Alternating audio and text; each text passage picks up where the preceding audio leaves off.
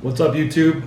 I finally did it. I made a YouTube channel. I've been saying this for a while, and it's just been so slow to get it done because it's so involved, but I finally did it. So from here till I do my next show, I'm going to try to commit to doing one video a week and document this whole process, which I don't see a lot of guys do, especially off season. And I'm going to try to show everything in detail that y'all want to see.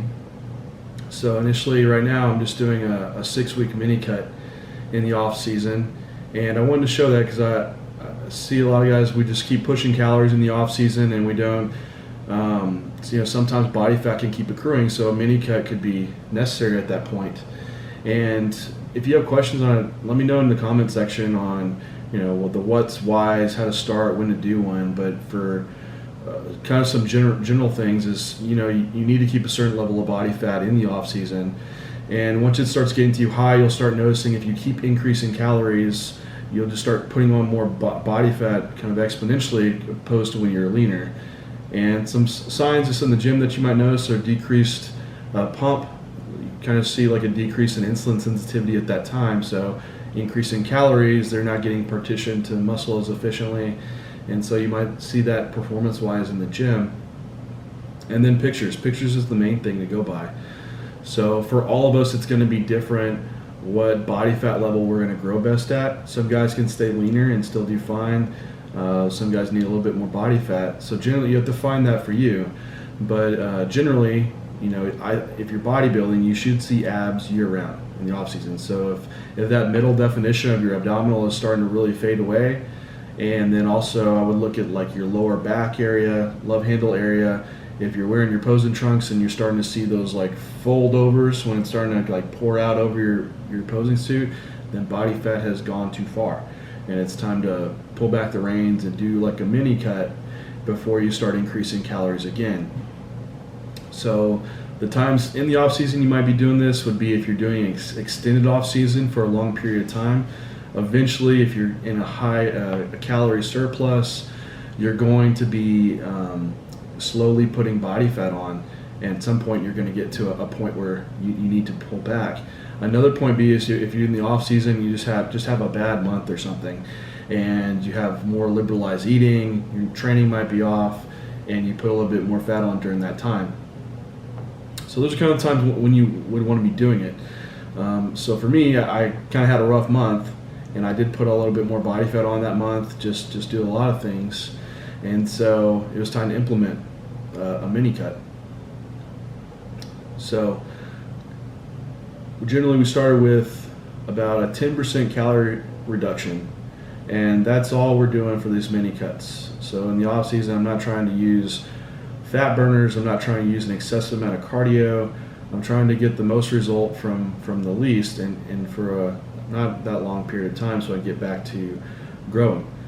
So reduce calories about 10%. I can break that all down next video if y'all want me to, just let me know. And cardio, I've been doing 3 to 4 days for 25 minutes, and so that stays constant. And the for weight training, that stays unchanged. What's making me grow muscle is what I'm going to do while I'm dieting to help retain muscle. And then so I started that last week. And throughout doing that, this week, I dropped 5 pounds. I weighed in at 243.8. And in just looking at pictures, I can see significant changes. So that's what I would recommend, guys. Keeping your weekly photos. That's the ultimate thing that you need to compare off of. Weight is a good tracker of things to give you a tool of what's going on, but ultimately it's pictures. So I can see just going through my poses, more abdominal definition, more changes in my upper traps, lower back. So it was a good week. 5 pound drops is a pretty good drop. Initially, you're going to have a pretty big drop, dropping calories, just due to some water dropping off, and then it should kind of slow down to a more taper rate. So don't get freaked out if you have a big drop at first. Just stick to it and go through your next week. So for cardio, I have been mainly sticking to either the Stairmaster or the spin bike, just doing steady state, trying to keep heart rate probably around 130-ish. and just working to where I could probably barely hold a conversation with someone about that intensity level, and try not to increase that beyond the 4 days for right now. So also for these videos, I'll take y'all through whatever workout I'm doing throughout the day, just so y'all can get an idea of how I train and kind of the why behind it as well. So today was my back day, and we're gonna do it at the Muscle Factory. It's currently doing 2 back days a week. I'm really trying to bring a lot of back thickness and give that more round, nodular look in my rear poses. So I have 2 back days and doing a lot of rowing. Initially starting off with doing a wide grip pull down. And I'm starting with a pull down every back day. It's just the grip that changes. So doing more of a wide grip, and doing for this exercise I do 3 sets.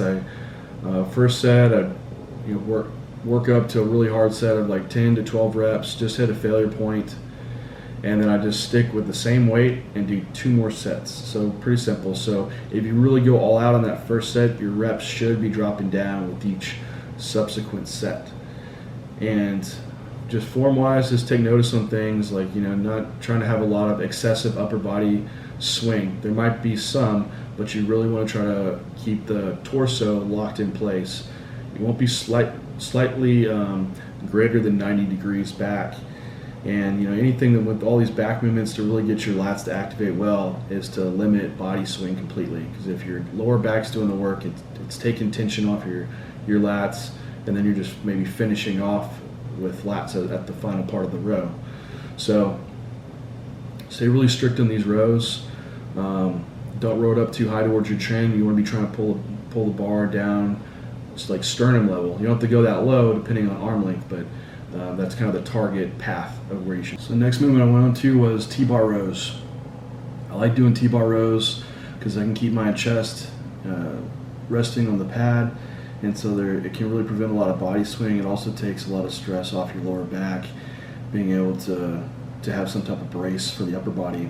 This can allow you to use some really strict form and really start the movement by pulling with the elbows, not the lower back, and get a really good contraction. This T-bar row that I'm using, the setup, if you come off a little higher on the bench to where your torso is hanging off a little bit, you can really pull it a little bit lower. So if you see like wherever your elbows are moving in relation to your back, so if your elbows are towards your lower back or mid back or up towards upper traps, like that's the area your back are going to be working. So if you see my elbows, they're kind of traveling towards mid lat area, so it's good just for developing thickness in that area. Of course your traps are going to have some good involvement too, but it's a good movement that it takes some momentum out of it, so I can keep it strict and really see if I'm progressing.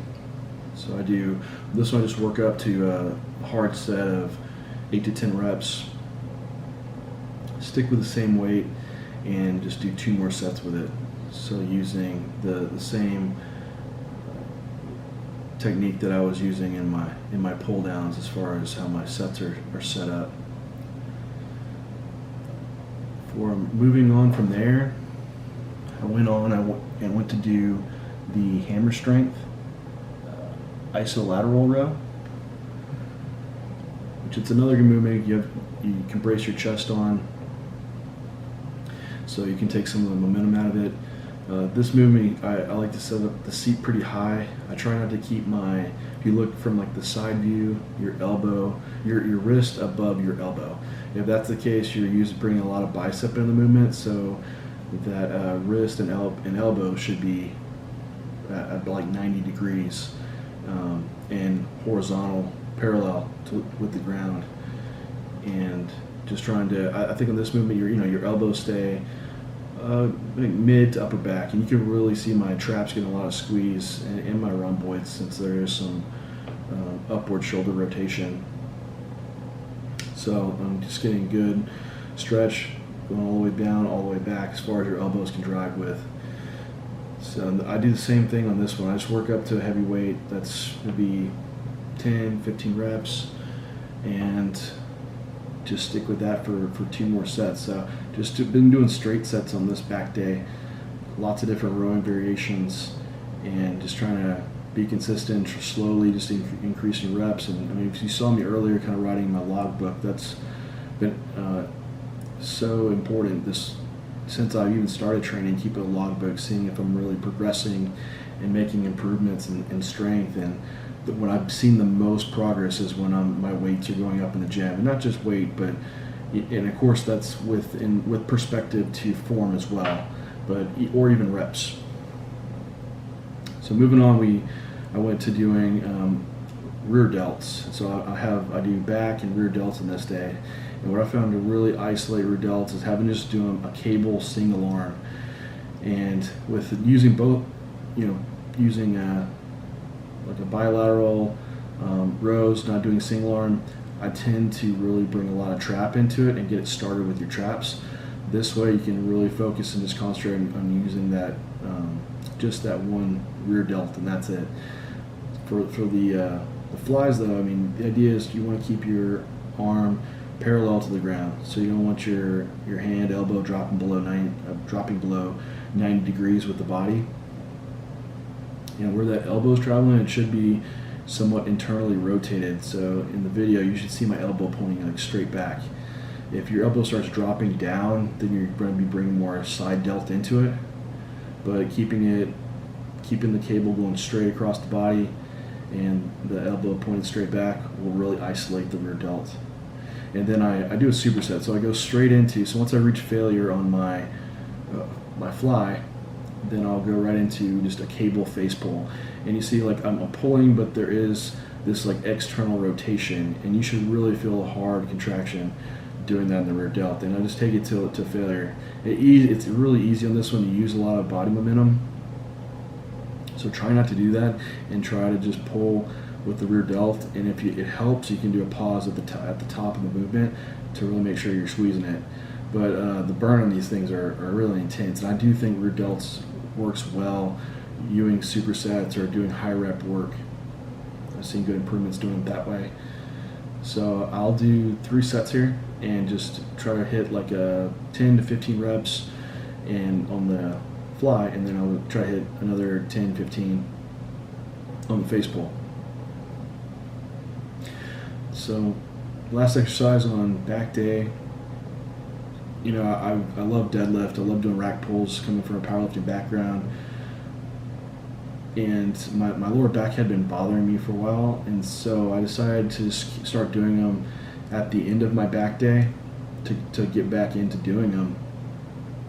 And this day, it does have a lot of rows. It has a lot of movements for thickness.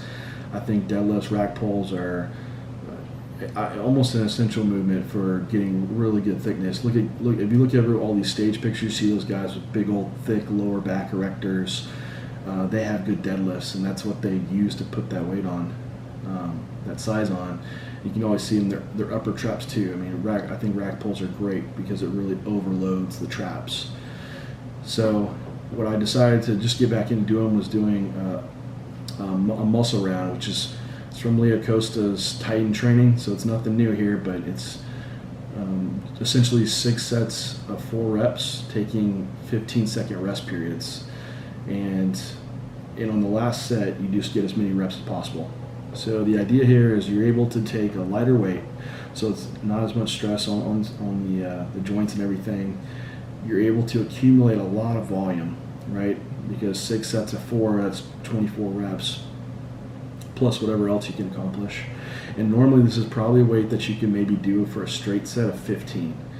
And with each set, it's not extremely taxing on your nervous system compared to doing like 3 sets of failure. So there's a lot of advantages to it. So you can build a lot of volume.